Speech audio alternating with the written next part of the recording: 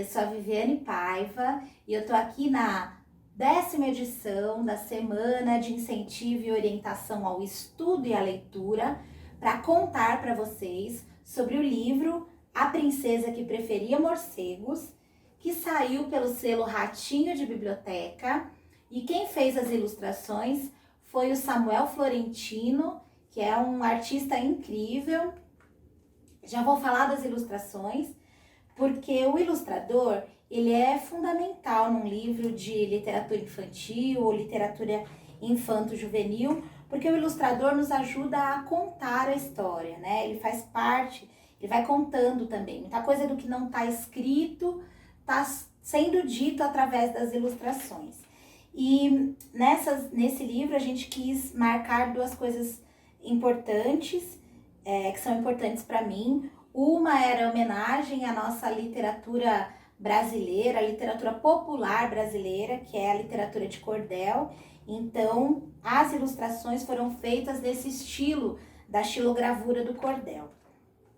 Outra coisa é que eu sou coordenadora pedagógica na Rede Municipal de São Paulo e a nossa rede, a maioria dos nossos alunos e alunas, dos nossos estudantes, são negros e a maioria é negra e eles muitas vezes não se veem representados nas ilustrações dos livros que a gente tem. Então eu queria que as minhas alunas se sentissem representadas nos seus cabelos lindos encaracolados, que os meus alunos também se sentissem representados. Então essas duas coisas são as principais na marca da ilustração. Como que essa história surgiu? Eu era professora de um 3º ano e esse grupo de estudantes para eles era muito marcado o que era coisa de menina, coisa de menino, isso é brincadeira de menina, isso é brincadeira de menino. Isso aparecia sempre nas situações de mediação de conflito, nas rodas de conversa, enfim, sempre aparecia. Como a nossa prefeitura de São Paulo, ela já tem um currículo voltado para uma educação democrática, uma educação inclusiva e uma educação igualitária. E também como nós somos na nossa escola, né? Nossa escola fica no bairro da Vila Prudente, nosso território, a gente tem uma discussão bem forte de igualdade de gênero, de oportunidades iguais para meninos e meninas. Também com os objetivos do desenvolvimento sustentável, e os princípios de uma educação popular equânime, eu escrevi essa história para levantar, para começar a discutir com os estudantes essa coisa sobre igualdade de gênero, né? Então, quando tinha um menino que gostava de música, de poesia, logo ele recebia alguns apelidos não muito legais. E quando a gente tinha uma estudante, uma menina, que queria jogar futebol, que protagonizava as ações, né, que tinha tomava frente das coisas, ela também recebia apelidos que não eram muito legais. E isso me incomodava demais e como educadora achei que era meu papel discutir com os estudantes, trazer essa pauta para as rodas de conversa. E foi assim que essa história nasceu. Eu vou contar um pouquinho, vou ler um pouquinho e contar um pouquinho, porque é grande, o livro é grande, e aí para não ficar tão, né? Então eu vou ler um pouquinho e contar um pouquinho. Então vamos lá, A Princesa que Preferia Morcegos. Senta confortável aí e vamos ouvir. Ele era um príncipe encantado, bem encantado, daqueles bonitões que sempre pensam ser mais fortes e mais corajosos do que na realidade são, pois é o que todo mundo espera deles: beleza, força e coragem. E nós já conhecemos histórias o suficiente para saber que um príncipe que se preza deve corresponder às expectativas. Ele era um príncipe encantado, bem encantado, desses sonhadores que sempre desejam conquistar muitos reinos, liderar um bom exército, acumular poder, encontrar uma princesa para chamar de sua e ter muitos herdeiros. Não que esses sonhos fossem realmente dele, mas sabia desde cedo que era com isso que um príncipe deveria sonhar. Não poderia alimentar devaneios de sair voando por aí. Quando aparecia um pensamento assim de asas, tratava logo de cortá-lo com a tesoura da razão, como lhe ensinava o rei, seu pai. Os pais do príncipe conversando com ele aqui. Mas o nosso príncipe estava lá, achando que deveria corresponder à tradição, encontrar uma princesa, quem sabe, presa numa torre, assustada por um feroz dragão que ele deveria matar para salvá-la. Ou então, esperando lá numa escola de princesas, tratando de saber se comportar, sempre esperando. Olha lá, como faziam as moças no reino, né? As moças ficavam lá na escola de princesas, aprendendo como se comportar. E foi aí que o nosso príncipe saiu com o Gastão e o Romero, alguns soldados, por todas as regiões do reino, por todos os lugares, e foi até as terras longínquas para encontrar uma princesa que ele pudesse chamar de sua. Olha lá. Acontece que por ali, nas terras longínquas, tinha uma princesa amistosa e sensível, dessas valentes, que sonham sair por aí, salvar o mundo e fazer o bem. Ela não era a mais bonita de todas, o seu rosto era bem comum.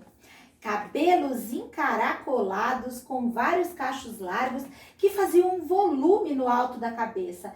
E não fosse a mania de não se pentear, sua cabeleira daria inveja a qualquer um.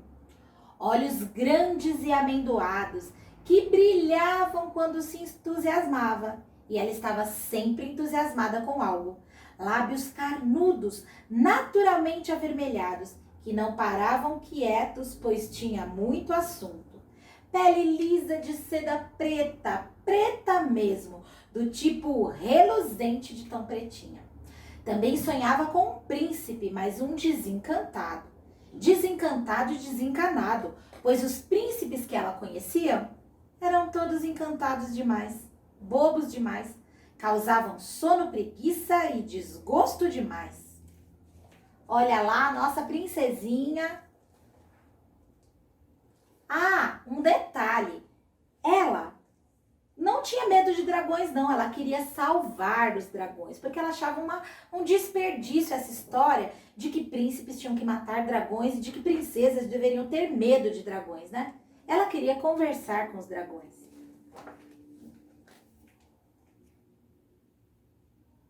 As outras princesas da corte traziam seus cabelos bem penteados, vestidinhos bem engomados, sapatos de cristal polidos no salto.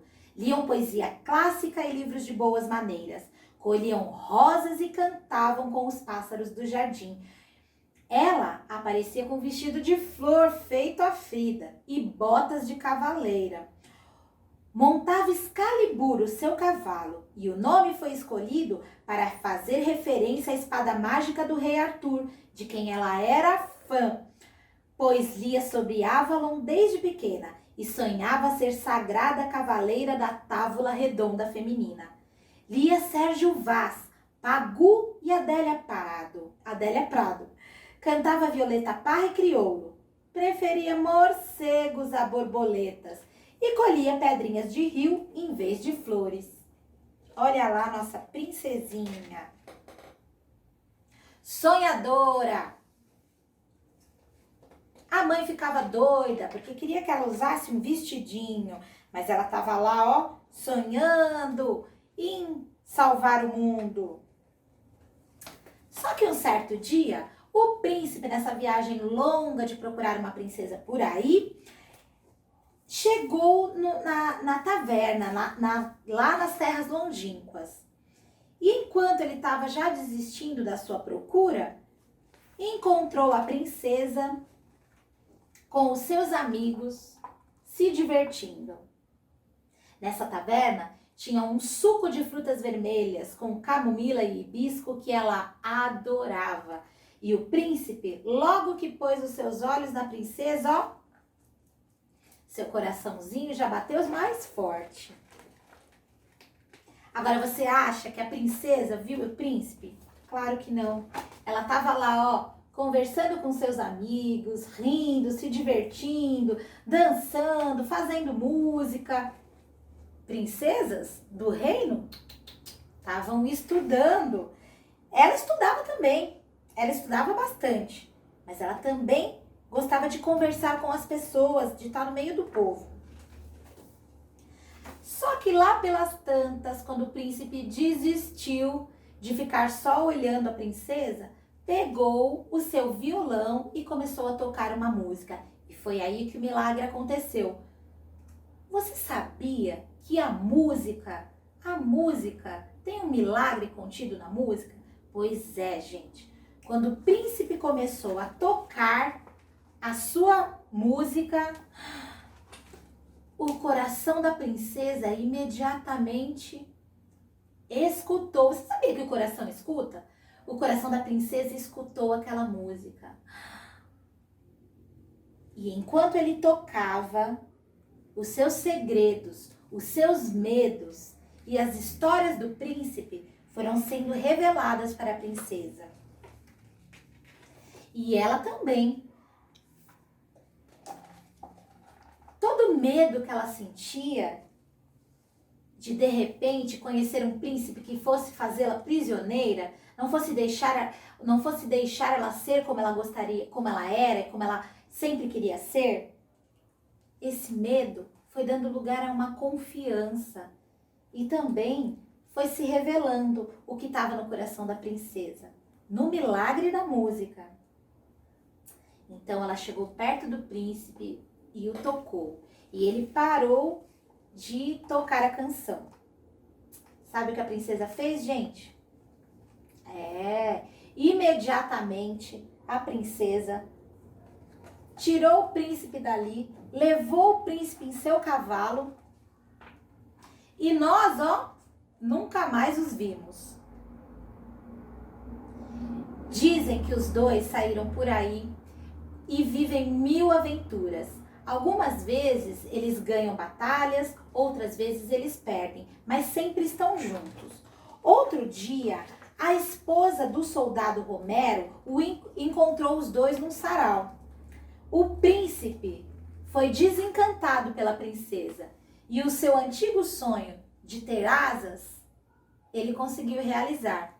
A princesa também foi desencantada pelo príncipe e com a ajuda dele, ela conseguiu reunir o grupo das cavaleiras da Távola Redonda e os dois saem por aí ajudando as pessoas, fazendo bem e ajudando que meninos e meninas realizem seus sonhos. Ah, aquele suquinho de frutas vermelhas que a princesa gosta, olha só, eu descobri a receita. E se você escrever para mim no e-mail aprincesaquepreferiamorcegos@gmail.com, eu mando a receitinha para você.